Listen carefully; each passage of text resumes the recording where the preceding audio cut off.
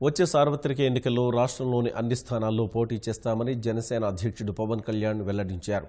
వామపక్షాలతో తప్ప ఎవరితోనూ పొత్తులుండవని స్పష్టం చేశారు. పార్టీ బలోపేతంపై దృష్టి పెట్టిన పవన్ జిల్లా స్థాయి సమీక్షలు ప్రారంభించారు.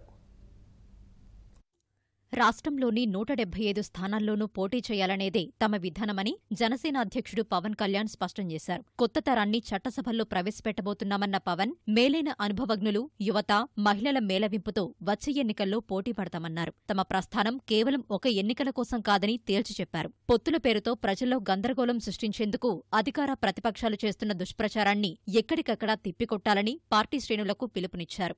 మేము 2014లో కొన్ని పార్టీలకు మద్దతు ఇచ్చాం. ఆ రోజున అవసరం ఏమని అనిపించిందంటే మాకు తెలుగు ప్రజల సుస్థిరత కోసం ఆ రోజున ఆ పార్టీలకి మేము సపోర్ట్ చేయాల్సిన పరిస్థితి అది మేము చేశాం.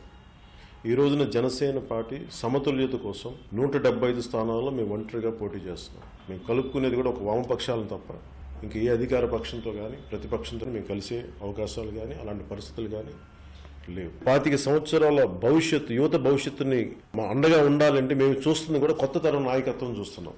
మేలైన అనుభవజ్ఞులున్న రాజకీయ నాయకులతో పాటు 175 స్థానాల్లో ఎక్కువ శాతం మంది యువతకే మేము కొత్త వారికి అవకాశం ఇవ్వబోతున్నాం. జిల్లా స్థాయి సమీక్షలకు శ్రీకారం చుట్టిన పవన్ విజయవాడలోని జనసేన కార్యాలయంలో శ్రీకాకుళం జిల్లా నాయకులు, సమన్వయకర్తలతో సమావేశమయ్యారు. జనసేన వెంట ఉన్న యువశక్తిని రాజకీయ శక్తిగా మార్చాలని నేతలకు దిశానిర్దేశం చేశారు. కులాల మధ్య సయోధ్య పెంచి వెనకబడిన కులాల వారిని ముందుకు తీసుకెళ్లేలా కార్యాచరణ ఉండాలని సూచించారు.